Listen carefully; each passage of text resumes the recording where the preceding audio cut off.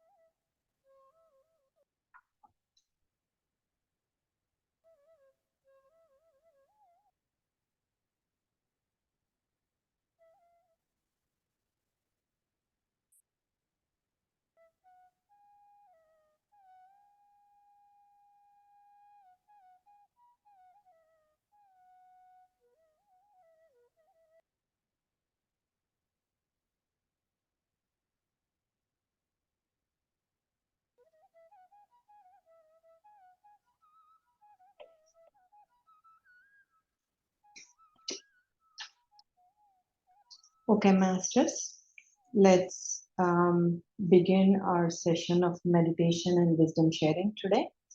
Welcome to all the Masters. I want you all to sit in a very comfortable position. Make yourself very comfortable. If you're wearing any eyeglasses, please, you can remove them and keep them aside. And close your eyes. And seat yourself in a very comfortable position. And today we are going to visit the Supreme Lord in his abode of Milky Ocean. In our last Wednesday session, we visited him in Paramapadam. Today we are going to visit him in the, in the Palkadali, that is the Milky Ocean, and meditate upon him. As we all know, he takes different forms. The first form is the Para form, which is, he is in the form of Para Vasudeva in the Paramapadam. Then that is the Nitya Vibhuti. And then he comes down to the Leela Vibhuti in various forms. So from Para form, he comes into the Milky Ocean as Vyuha form. He's called the Vyuha. So in that Vyuha form, he takes many avatars. Like he comes down onto this earth or any other, planes. He goes from this Vyuha form. The avatars which he takes, they are called Vibhava form. So today we are going to meditate upon the Vyuha form, which is in the Milky Ocean. Okay. So I want you to sit very comfortably and focus on your breath.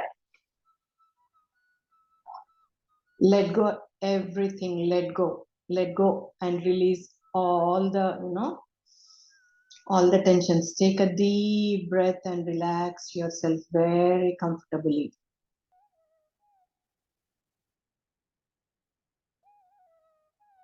Inhale and exhale. Inhale, take a nice deep breath and exhale through the mouth.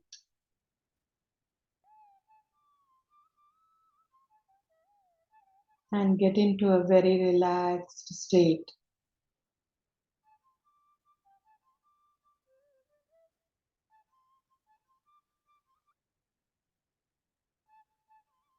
Now, in your belly button, in the stomach region, create a green fire. Create a green fire in your stomach and let the air blow into that fire and see that green fire spreading the whole body. It's, the fire with it's taking the help from the air element and it's spreading throughout our body. Imagine that whole green fire going into each and every part of you. It's spreading throughout you. It's blowing. And see it burning off all our sins, all our negative thoughts, our anger, our greed, our desires. It's burning, all the negativity in us. See, it's burning and it's turning it into ashes. See all those unwanted elements turning into ash, and that ash is going out of our body. See that the ashes are going out of our body into the universe and merging with the light of the universe. See that all the ashes are turning into light.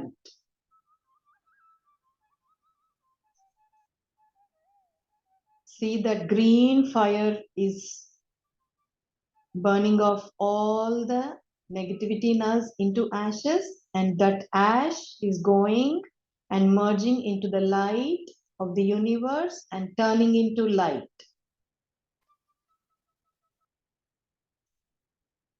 Now, imagine from your crown chakra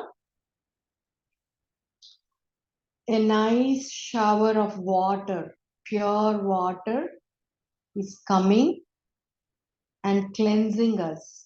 All that ash is going away and all the fire has subsided down. And the water, see that the water is cleansing all the ashes away and it's cleansing us.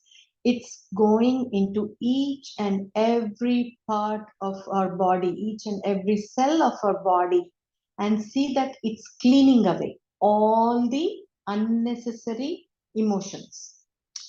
If any of us have any, health issues or anything, imagine, this water going into that area and cleaning all that away. See, like all your cells rejuvenated and feel the freshness. Feel the freshness of the water cleansing us. Now, I want you to invite the Sudarshana Chakra. Imagine a bright silver colored chakra entering us from the crown chakra, entering into our body. Imagine its motion. It's like, circling very fast. It's in the silver color. It's going top from your crown chakra. It's passing all the chakras, Agnya chakra, the throat chakra, the heart chakra, it's passing through all the chakras to the Muladhara chakra, seeing spinning round and round, going from top to bottom, bottom to top, top to bottom. Imagine it's spinning round and it's going from top to bottom throughout our body, throughout all the chakras. And it's spreading the white light into all the cells of our body. See the white light spreading throughout our body that's coming from the Sudarshana chakra, which is spinning from top to bottom. And our body is filled with that white light.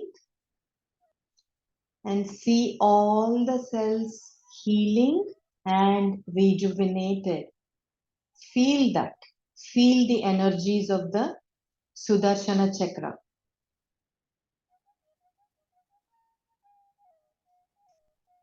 And after rejuvenating us, the Sudarshana Chakra is leaving through our Sahasrara Chakra. From the crown chakra, he is going out and merging into the universe. And now we are filled with the white light. We are all fresh and rejuvenated, and we are all pure. Now we are going to visit the Lord in the Milky Ocean. So buckle up yourself, sit comfortably, and imagine a white tube of light above your head. Above the crown chakra, imagine a white tube of light, and in this seated position, with your eyes closed and in the meditative state, you're traveling through that light, in that white light. You're traveling through that white light, passing all the realms, passing different planes. We are heading to the Palkadali, the Milky Ocean. Once we reach the Milky Ocean, see the thickness of the ocean. See how thick, the content in the ocean is. And as we all know, only, certain souls can reach this Milky Ocean.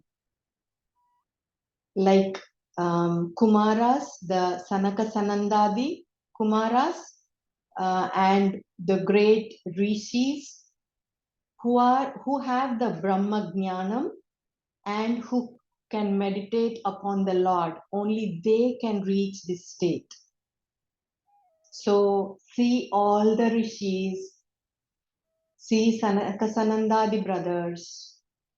They are all meditating upon the Lord in that Milky Ocean. And now we are going to approach the Lord and the Mother, sitting on a huge serpent. We are getting closer, and what we are seeing now is a huge serpent which is coiled. Its body is coiled in 3 rows. We are seeing the outer side of the body, which is dark in color. The body is very moist and soft, and it's black in color. We are seeing the outer body of the serpent, the Adisesha. And now follow the coils of that body and reach to his hood. You can see his 5 heads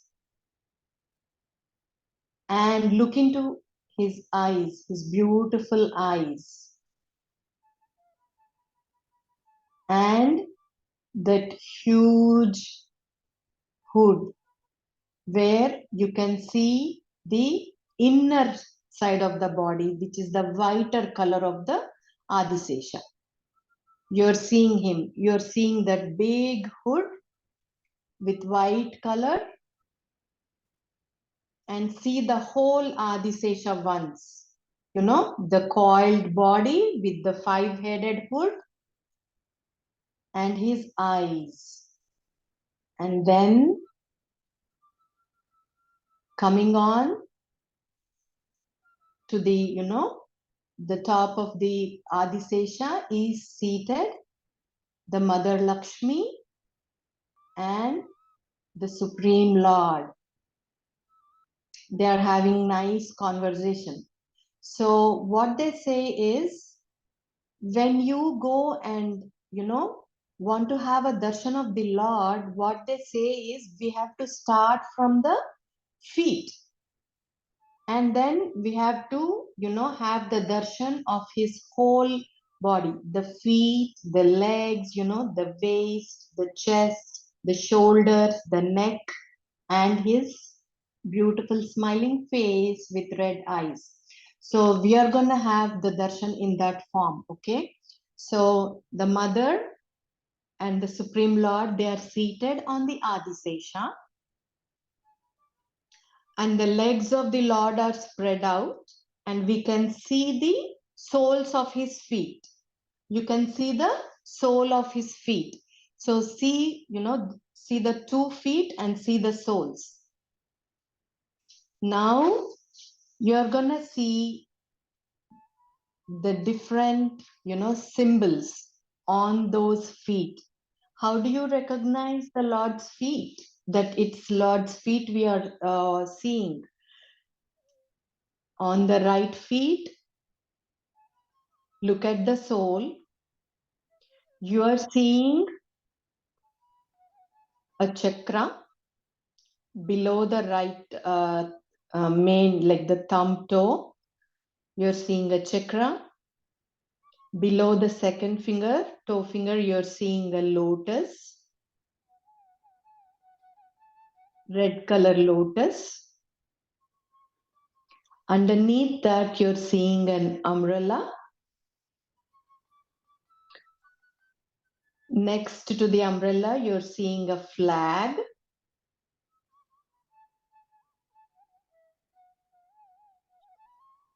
And on his feet, like, on the heel part of his feet, you're seeing like a swastikas and one kind of fruit. They're altered.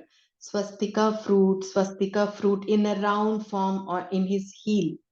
See those?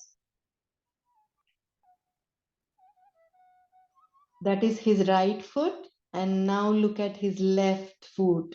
You can see the conch, the shankam, and a bow. In the center of the feet, you can see like a chandra, like a moon, crescent moon. Above that, a triangle. And on his heel, you can see a fish, symbol of a fish. So, we see all these symbols on the Lord's feet, like on the sole of his feet. And see his toe rings. His toes have those golden toe rings. And look at his anklets. He's wearing beautiful anklets. And, meditate upon those feet. Those are the feet we surrender to. Meditate upon those feet, and we are going to head towards, look at him wearing beautiful yellow garments. When the Lord comes into this Leela Vibhuti, he is always seen adored in yellow garments. What they say is, it is to absorb the ignorance, because this Leela Vibhuti is filled with ignorance and lack of knowledge. We are all, far away from truth. So the lack of ignorance, that is the reason he wears those yellow garments, which absorbs this, ignorance. So he is in the yellow, adorned in the yellow garments. It's bordered with a golden, golden lace. That garment is bordered with a golden lace. From his legs, we are going to go to his waist. He has a nice, golden belt adorned with diamonds, with all the jewels, beautiful jewels. And we are going to see, a mark on his waist. As we all know, he is called Damodara. Damodara means, if you remember in his avatar of Krishna, when he was a little child, Mother Yashodhara ties him up to the, stone grinder, where she ties him up very tight with a rope. So at that time, in that avatar, um, he gets a mark with that rope. Wherever that rope is tied under around his waist, he gets that mark and it becomes permanent. So you can see that mark on his waist, you know, above the golden belt, and you move upon, you see all the beautiful ornaments he has adorned on his chest, and a beautiful, you know, yellow color scarf like garment is adorned around his neck and which is falling onto his chest. See those beautiful garments? And see his shoulders. You can see the Sudarshana Alvar and the conch, chakra and the shankam on his right and left shoulder.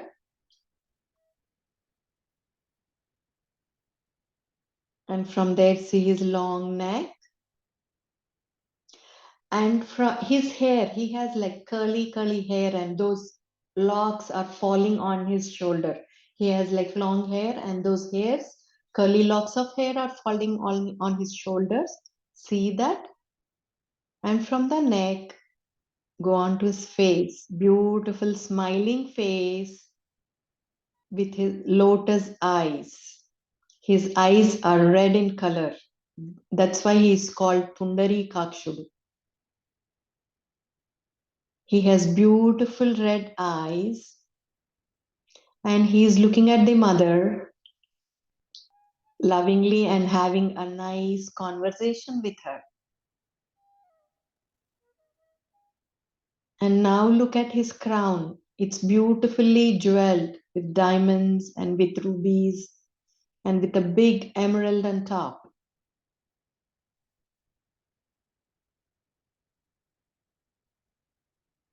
And again, we are gonna go from top to bottom. From the crown, look at his face, his eyes, and that beautiful smile on his face. And then the Shanku and Chakram. And coming to his chest, there is a birthmark for him on the, right side of his chest. It's called Srivatsam. It's always covered with jewels. You cannot see it, but there is a Srivatsam on his right side of his chest, and the mother is sitting next to him. They are having a nice conversation. Come down to his waist. He's called the Damodarudu. And then see his yellow garments, and then come to his anklets and then his feet. Meditate upon those feet. We all will surrender to those feet.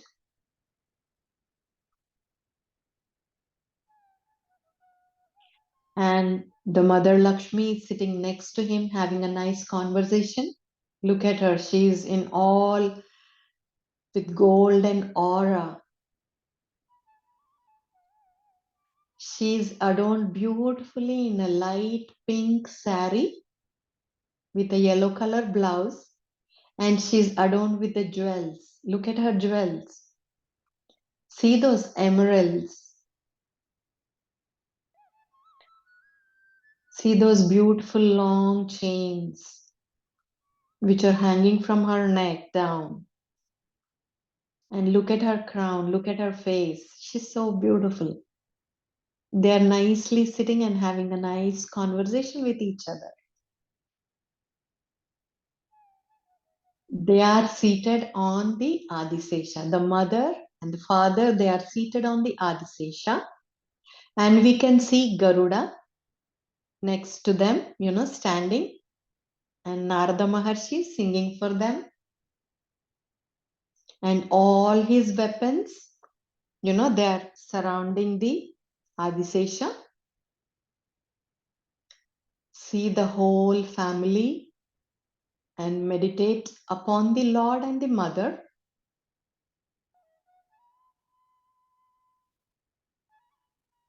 With this whole in your mind, with this meditation, we are going to head back to where we are seated right now. Keep your eyes closed. See the Lord and the Mother on the Adisesha and keep meditating upon them. And you can listen to the wisdom class in that state. Today we are going to talk about 4 steps, to adopt into getting into good habits. So, we all know, we all want to be rich, happy, and healthy. There is no problem with the goals we have. There is nothing wrong. We can grow as much we want, being in the righteousness. But our approach, the problem is our approach that we adopt to achieve our goals. We try to change our habits in 2 ways. Those are outcome based and identity based. Usually, anybody, when we want to achieve any kind of goal, we approach in these 2 ways. One is outcome based and the other one is the identity based. So I'm going to take today a simple example, which, I think almost everybody in their lifetime tries this at least once, that is, either to slim down or to lose weight or, get into a good, healthy food habits. So losing weight and getting slim, if we take this task in 2 ways, outcome based and identity based. In the first outcome based, all what we do is we are more focused on losing the weight. So in this process, what we do is we get into a drastic change in our habits. We try to get into very drastic, like stop eating food or something very drastic, with which we may lose weight, we may get slim. But what happens is over the period of time, we cannot keep up with this.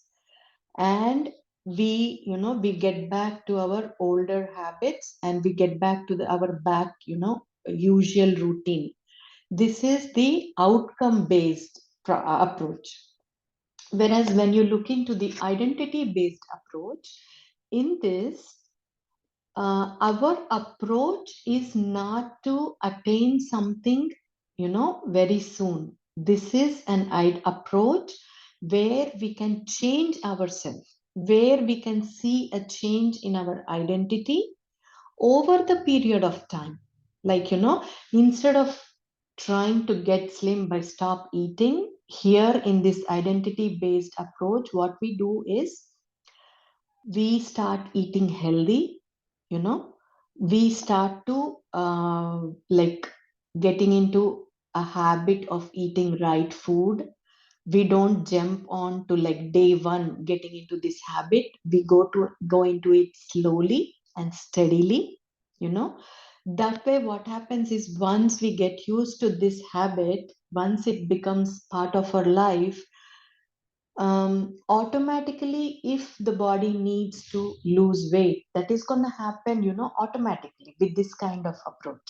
So this is identity based approach. So for this kind of approach, there are 4 ways to adopt into these good habits. So how can we do that? I'm going to carry on with the same example about food. So if you want to make a habit of eating good, eating right, in these 4 ways is the first way is to make it obvious, to make that goal very obvious. That means preparing your environment or creating an environment which promotes or which supports the development of this habit. So suppose if we are taking the example of eating, right food, so how can we create the environment? The best way is to, remove all the junk food or the processed food completely from our surroundings.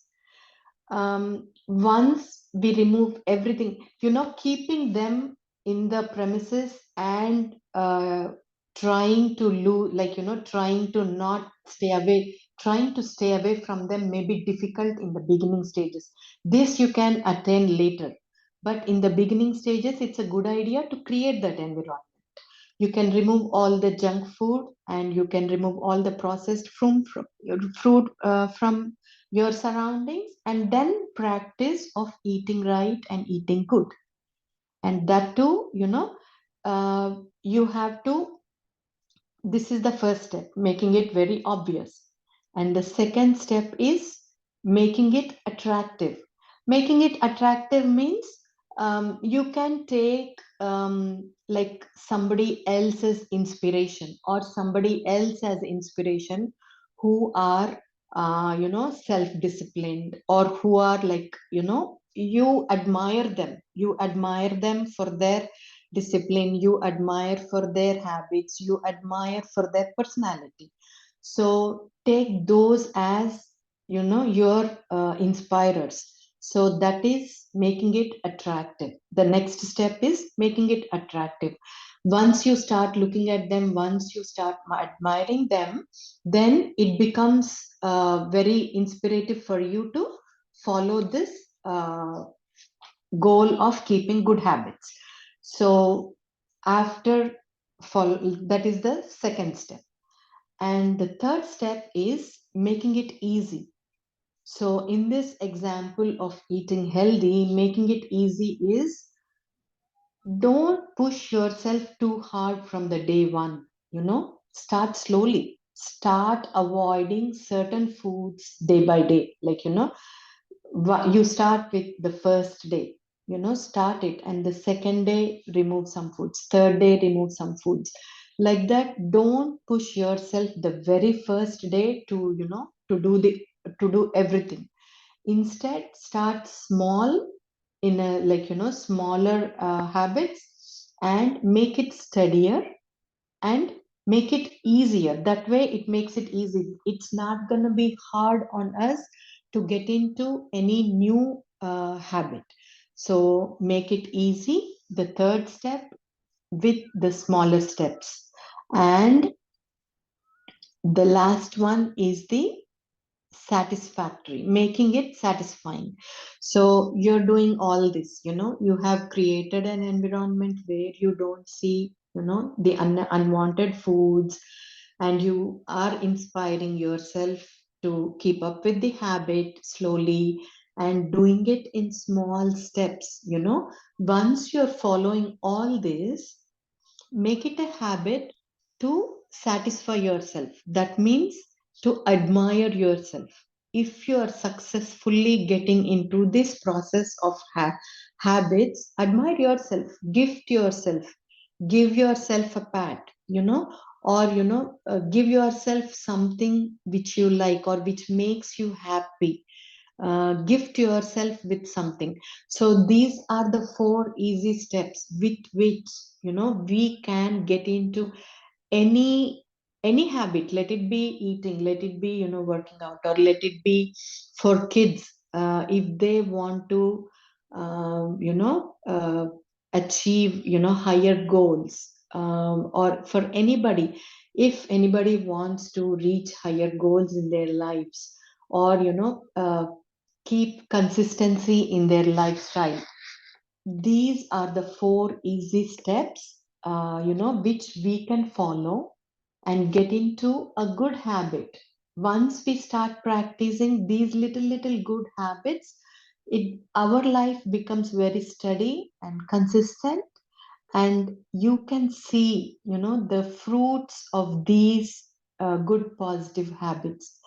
Same thing goes with, bad habits. If you want to get into bad habits also, it's the same process. But if you want to get into good habits, if you want to make yourself happy, if you want to make yourself stay healthy, if you want to keep consistency in life without any disturbances, these are the 4 easy steps which you can implement in any habit. Let it be any.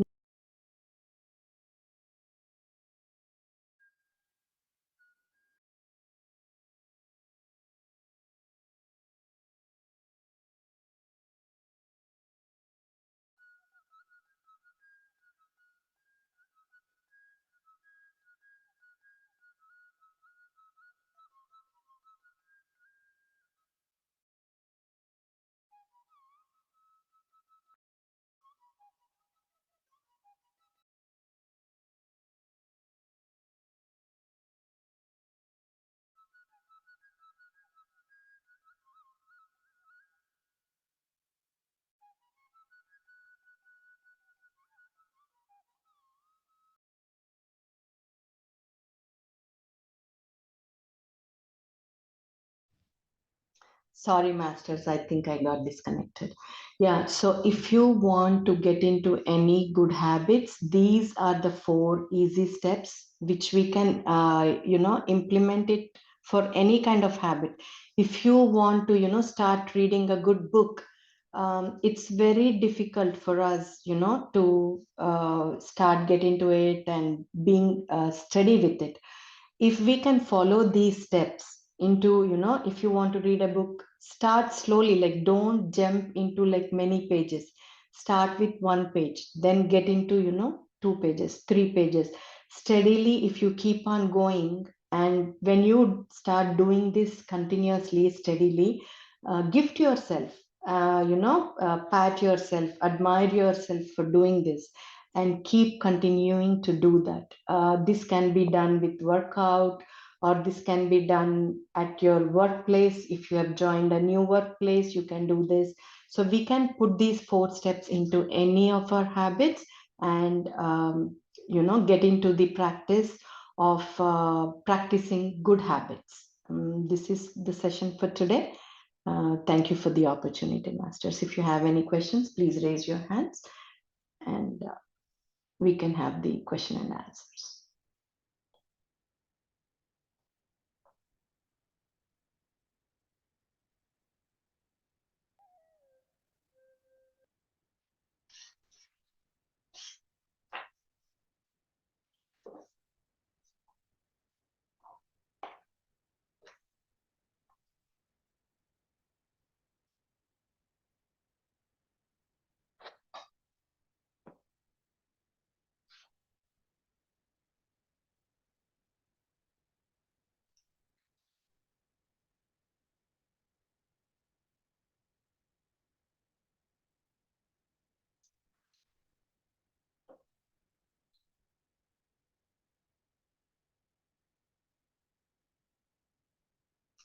Masters, I don't see any hands raised.